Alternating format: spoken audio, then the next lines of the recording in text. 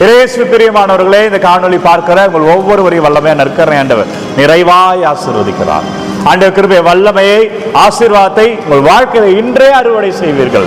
நம்புங்க, ஆண்டவர் ஆசீர்வாதத்தை பெற்றுக்கொள்ளுங்கள். அன்பர்களே, ஏராளமானவர்கள் இந்த காணொளி பார்த்து ஒவ்வொரு நாளும் கமெண்ட் அனுப்பி கொண்டே இருக்கிறீர்கள். உங்கள் ஒவ்வொருவருக்காக நான் தொடர்ந்து ஜெபிக்கிறேன். வல்லமையான இறைவன் ஒவ்வொருவரையும் தொடுவார், உங்களை ஆசீர்வதித்துக் கொண்டிருக்கிறார். ஆண்டவரே என் ஆயன், எனக்கு ஏதும் குறையில்லை. திருப்பாடல் 23:1. ஆண்டவர் நம் ஆயனாக இருக்கிறார். அதான் இன்றைக்கு இறை வார்த்தை. கடவுள் நம் ஆயனாக இருக்கிறார். இந்த திருப்பாடலை அவர் தன்னுடைய வாழ்வியலோடு ஒப்புமை வைத்து திருப்பாடலை எழுதுகிறார் தாவீது அரசர். தாவீது அரசர் யார் என்றால், அவரே ஒரு ஆடு மேய்ப்பவராக தான் இருக்கிறார். அவர் அழைப்பு வருகிற பொழுது அவர் ஆடு மேய்த்துக் கொண்டிருந்தார். எனவே ஒரு ஆயன் எப்படி இருப்பான், ஒரு ஆடு மேய்ப்பவன் எப்படி இருப்பான் என்பது தாவீதுக்கு தெரியும். அந்த ஆட்டை அவர் பாதுகாப்பார். அந்த ஆட்டுக்கு தேவையான நீர் பாய்ச்சனத்துக்கு அதை அழைத்து செல்வார். எந்த இடத்துல அந்த ஆடு மேய்ந்து கொண்டிருந்தால் பாதுகாப்பாக இருக்கும் என்பதை அறிந்து அந்த இடத்திற்கு தேவையான சூழலை அந்த ஆட்டிற்கு அவர் அமைத்து தருவார். எப்பொழுது அந்த ஆடு வெளியில் இருப்பது நல்லது என்பதை உணர்கிற பொழுது மழை வருவதெல்லாம் முன்பே அறிந்து அந்த ஆட்டை அழைத்து வந்து அது கொட்டில அதை சேர்ப்பார். எனவே இதை உணர்கிற தாவீது அரசன் பாடுகிறார், ஆண்டவரின் நாயனாக இருக்கிறார். ஏன்னா இவர் ஒரு ஆயனாக இருந்தவர், இவர் ஆடு மேய்ப்பராக இருந்தவர், இவர் ஆடை இப்படி பாதுகாத்தார்.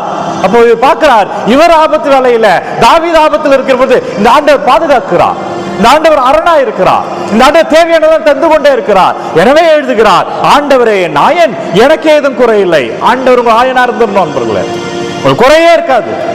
ஒரு இடத்துல போய் உங்களை உட்கார வைக்கிறார் என்றால் அந்த இடத்துக்கு தேவையான பாதுகாப்பை, உனக்கு தேவையான பாதுகாப்பை அந்த இடத்துல அமைத்து தருவார். உங்களை யார் பழகணும் பழகக்கூடாது என்பது தானாகவே அமையும் நண்பர்களே.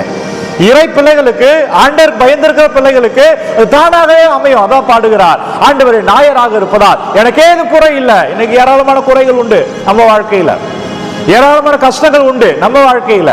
ஏன் தெரியுங்களா? ஏனென்றால் ஆண்டவர் நம் ஆயனாக இன்றும் மாறல. அவர் நம்ம ஆயனாக இல்ல. நம்ம வேற யாரையும் ஆயனாக பிடித்துக் கொள்கிறோம். தேவன் வரும்போது ஆண்டவர்கிட்ட வரும். தவக்காலத்துல ஓடி வந்து ஜெபிக்கிறோமே, அப்படி மட்டுமல்ல ஜெபம்.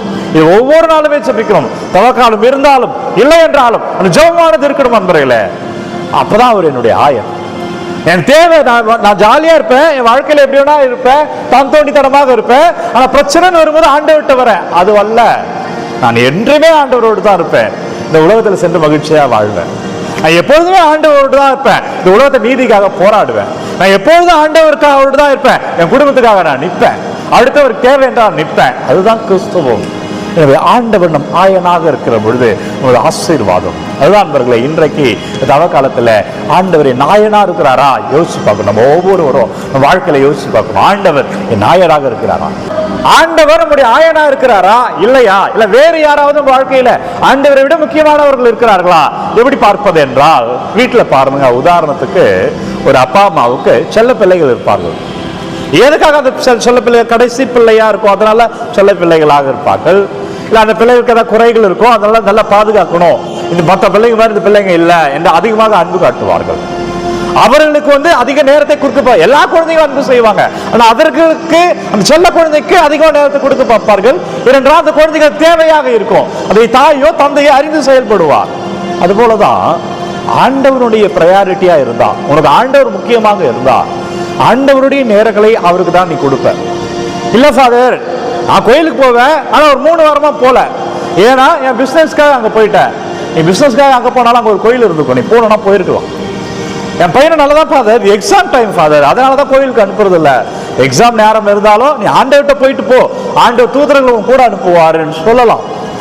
அங்க நல்லதான் போயிட்டு இருக்கோம் ஃபாதர், திடீர்னு ஊருக்கு போக வேண்டியது வந்துருச்சு, அதனால நாங்க ஒரு 3 வாரம் வரல, இப்படி எல்லாம் சாக்கு போக்கு சொல்கிறோமே. ஆனால் ஆண்டவர் நம்ம ஆயனா இல்லை. அப்ப நம்ம வாழ்க்கையில பிரச்சனை இதா இருக்கும்.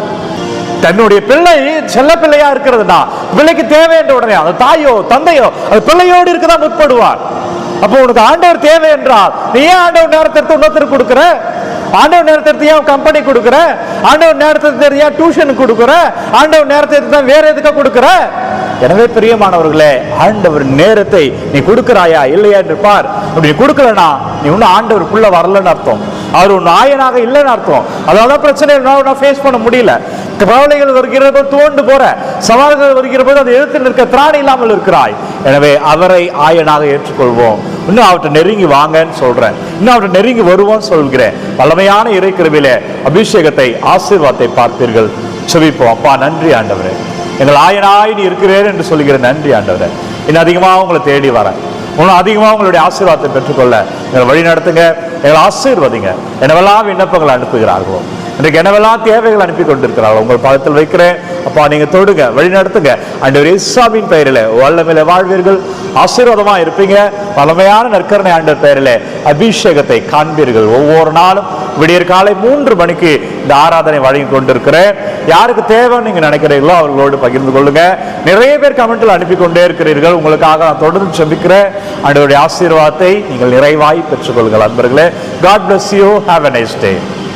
எல்லாம் வல்ல இறைவன், தந்தை, மகன், தூய ஆவியார் உங்கள் அனைவரும் நிறைவாய் ஆசீர்வதிப்பாராக.